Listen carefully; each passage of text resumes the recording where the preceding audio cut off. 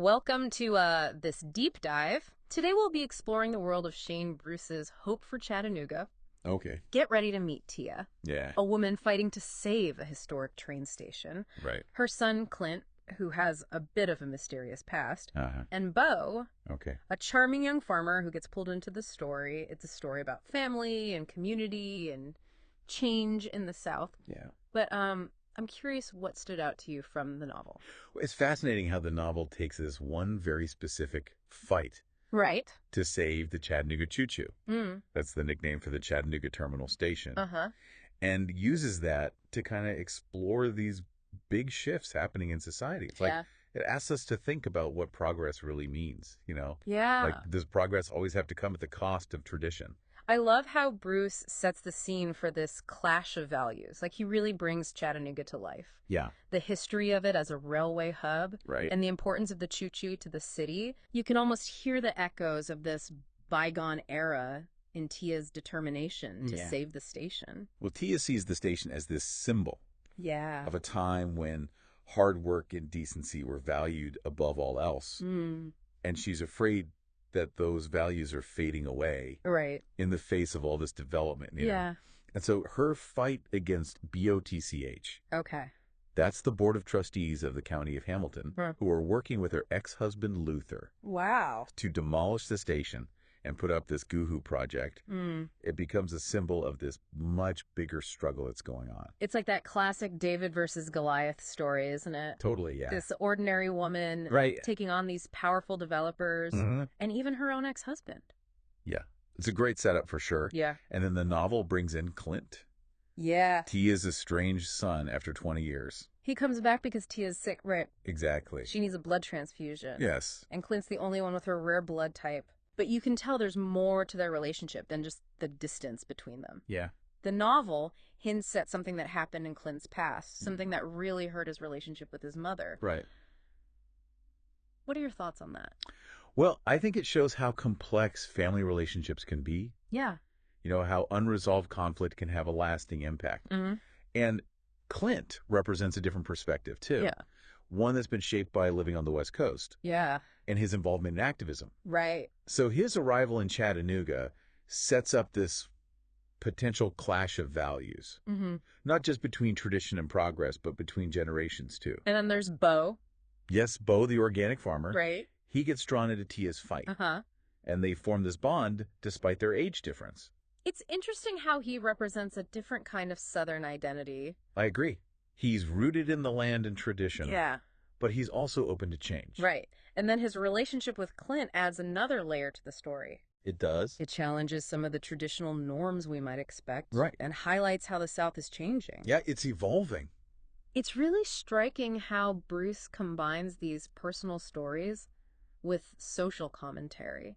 Absolutely. Like the courtroom scene where Tia faces off against BOTCH. Oh, yeah. It's such a powerful example. And that scene becomes this microcosm of the bigger conflict that's happening all over Chattanooga and maybe even across the whole country. Tia and her supporters are arguing for the historical value of the choo-choo. Yes. While BOTCH is all about the economic benefits of the Goohoo project. Right. They're saying it's the key to the city's future.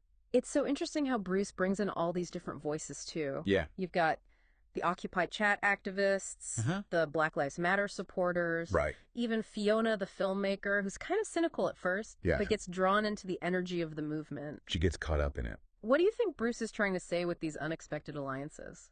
I think he's showing how people can find common ground. Okay. Even when they disagree about a lot of other things. Right.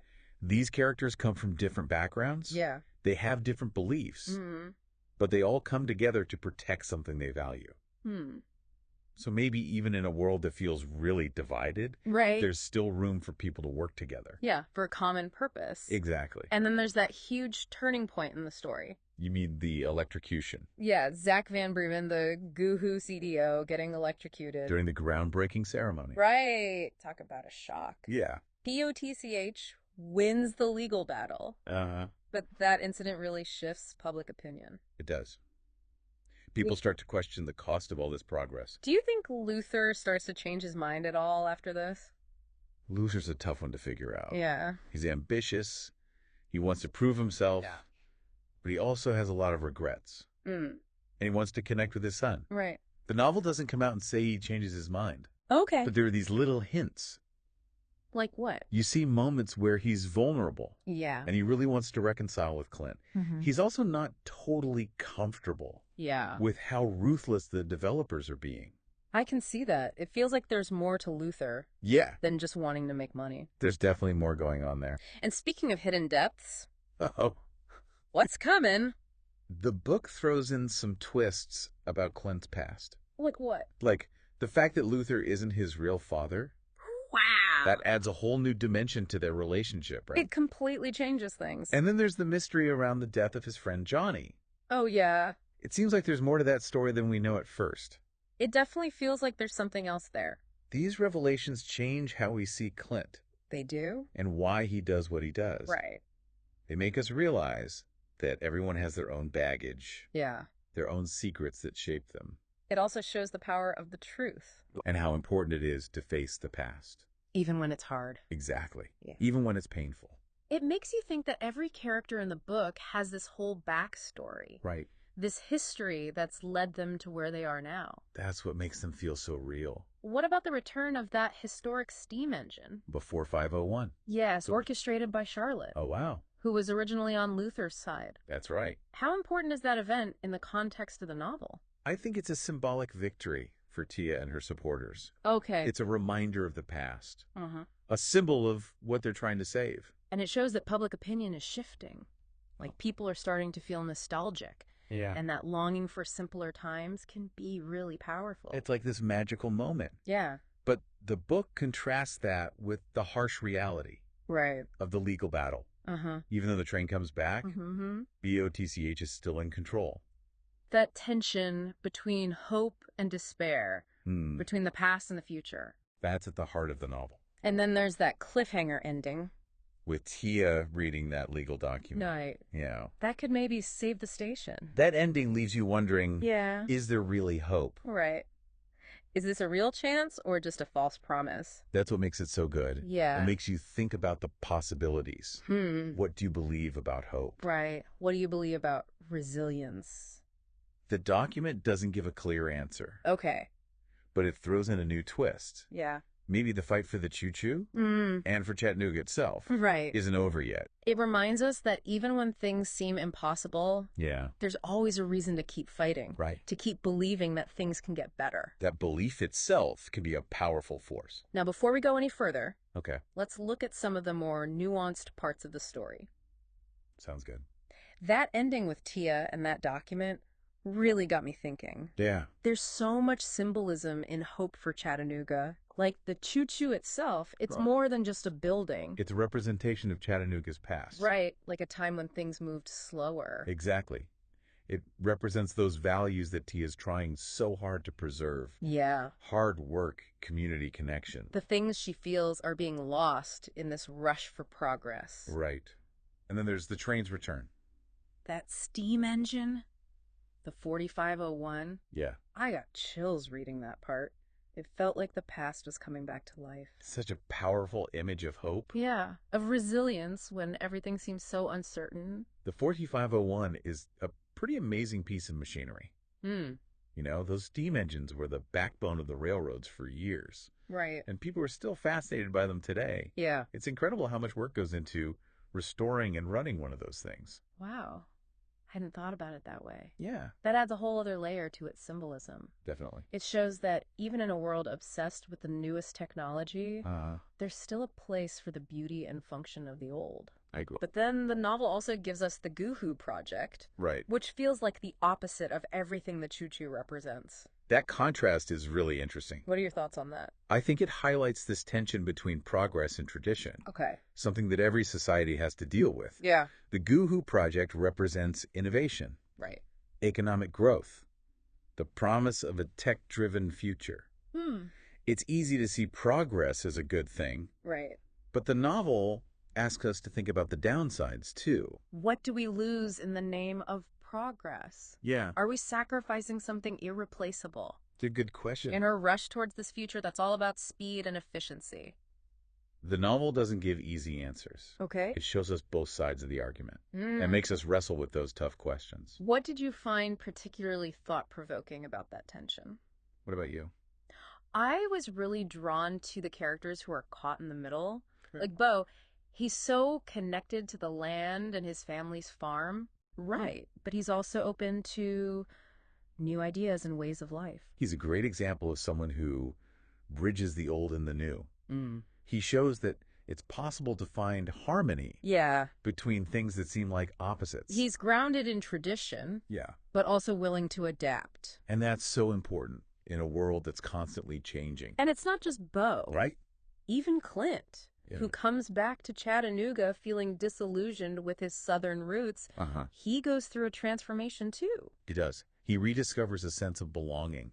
Right. A connection to the land and the people he didn't realize he missed. It shows how powerful a sense of place can be. Totally. How our roots can pull us back, even when we try to run away. It's like our identity is this complex thing with many different facets. And sometimes we find ourselves drawn back to the very things we tried to escape. It reminds us that our past shapes who we are. Yeah. Both our personal past and the past of the places we come from. And even when we try to ignore it, it has a way of catching up to us. And the novel doesn't shy away from the darker parts of that past either. Yeah. It looks at Chattanooga's history of racial tension and injustice. And asks how those things still affect us today. Those scenes are really powerful. Especially the one in the courtroom, where Tia calls out the hypocrisy of the people who claim to represent progress. Right. But ignore the city's history of oppression. It makes us confront some uncomfortable truths. About our collective past and the ways that inequality continues to exist. It's a sobering reminder. Right. That real progress requires more than just economic development. It means facing the past and working to create a more just society for everyone. Exactly. The novel also touches on issues of homophobia and transphobia. Yeah. Particularly through Clint's experiences and the challenges that Vera faces. The news anchor. Yeah. That's right. These are issues that are still so relevant today. Unfortunately, they are. It shows the struggles that LGBTQ plus people face. Yeah. Especially in more conservative places. And it makes us examine our own prejudices. It does. Bruce does a great job of weaving those themes into the story. So they feel natural and real. Yeah. Not preachy or forced. He encourages us to have empathy. Right. Without oversimplifying the issues. You know, one thing I've been thinking about is how the novel portrays Southern culture. Yeah. It's so nuanced. It is. It shows the warmth, but also the darker sides. How do you think Hope for Chattanooga fits into the genre of Southern Gothic literature?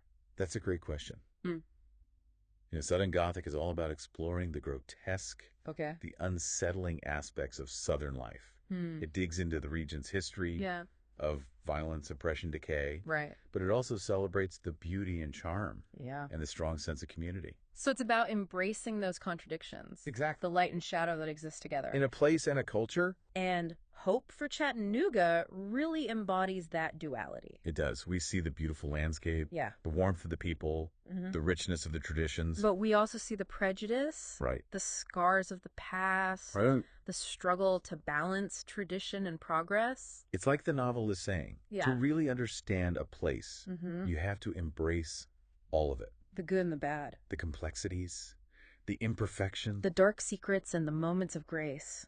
That's what makes Hope for Chattanooga so compelling. I agree. It's not a romanticized view of the South. Right. It's raw. It's honest. Yeah. It shows a region grappling with its past, present, and future. It reminds us that every place has its own story and its own unique mix of beauty and darkness. And to truly appreciate it, you have to be willing to see it all. The messiness. Yeah. The complications. Exactly. Speaking of messy and complicated. Oh, here we go. The family relationships in the novel are really striking. They are. The dynamic between Tia and Clint is full of tension, resentment, but also this deep love that's been strained by years of separation. Their relationship is the heart of the story. I think so. It shows how powerful family bonds can be, but also how complicated they are. Yeah. And Bruce doesn't shy away from showing how hard it is to reconcile. And the novel explores the idea of chosen family, too. Okay. The people we build our own support systems with, right, who might not be related by blood, but who share our values and offer unconditional love. Like the Chattanooga Garden Club ladies. Oh, they're fantastic. They are.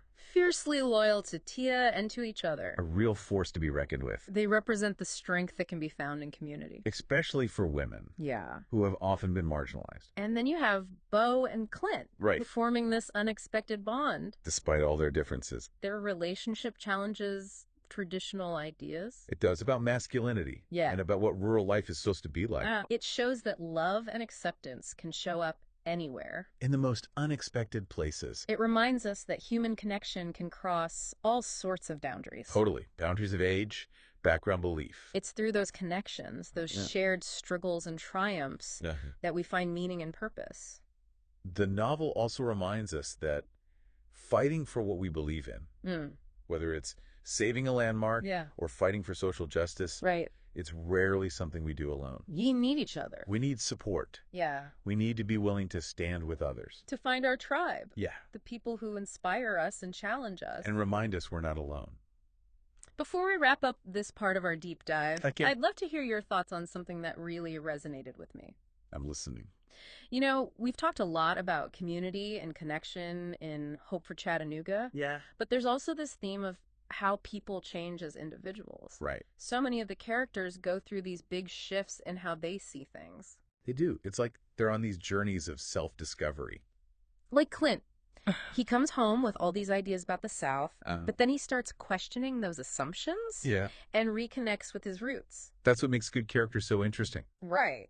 They're not static. Yeah. They grow and change as they face challenges. They have to confront their own internal struggles. Exactly. And Clint's journey is especially compelling because he has to face his past and also his own prejudices. And Tia, who at first seems very traditional in her values, she actually shows a surprising ability to adapt. Yeah. She's obviously rooted in the past. Definitely. But she's also capable of growth. Her transformation is subtle. Yeah. But it's definitely there. She never gives up her core beliefs. Right.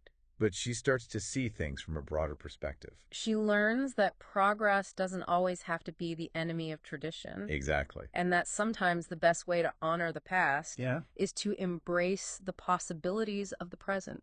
I like that. Even Luther, who seems like he's all about corporate greed at the beginning, he shows these moments of vulnerability. Right. Like he wants something more than just money. He does. Luther's such a complex character. He is. He's ambitious. Uh-huh. But he also has regrets. Yeah. And that desire for connection with his son. It makes you wonder if it's ever too late to change. Yeah. To try to make things right. Right. To find a new way forward. It seems like Bruce is saying that even people who seem selfish can still grow and find redemption. Redemption is a big theme in this novel. It is. You see it in Tia trying to reconcile with Clint. Yeah.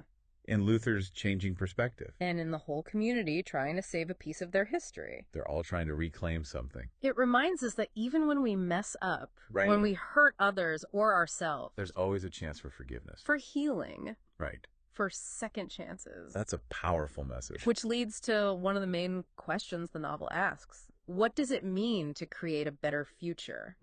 Do we just embrace progress no matter what? Right. Or is there a way to balance moving forward with preserving what's important? To find a way to honor the past. Right. While building a world that's more just and fair. That question feels so relevant right now. It does. With all the challenges we're facing. Climate change, technology, inequality. Hope for Chattanooga doesn't give us easy answers. But it encourages us to think about these issues. Yeah. To consider the consequences of the choices we make. It suggests that we need a more nuanced approach. Okay. One that recognizes that our actions are all connected. Right. And that progress without compassion can backfire. It also emphasizes how important individual actions are. Yes. The characters in the novel, they show us that even small acts of courage and kindness can make a difference. They can inspire others. Right. And contribute to a larger movement for change. One of the most important takeaways from this book is that we all have a role to play in shaping the future. We can't just sit back and wait for someone else to fix things. Even when things seem impossible. Right. hope and action can be powerful forces. It's a message that feels both urgent and timeless. I agree. It reminds us that the fight for a better world never ends. And that even in the midst of difficulty, there's always a reason to keep trying. To keep believing in the possibility of something better. As we wrap up this deep dive into Hope for Chattanooga, I want to leave our listeners with this thought. The novel challenges us to find our own sources of hope. To connect with our communities. To engage with the world around us. With all its complexities. I love that. And remember, listeners, the choices we make, the stories we tell, the connections we build. They all matter. They all have the power to shape the future. It starts with each of us. Thank you for joining us on this deep dive into Hope for Chattanooga. We hope you'll keep exploring, keep questioning, and keep believing in the possibility of hope.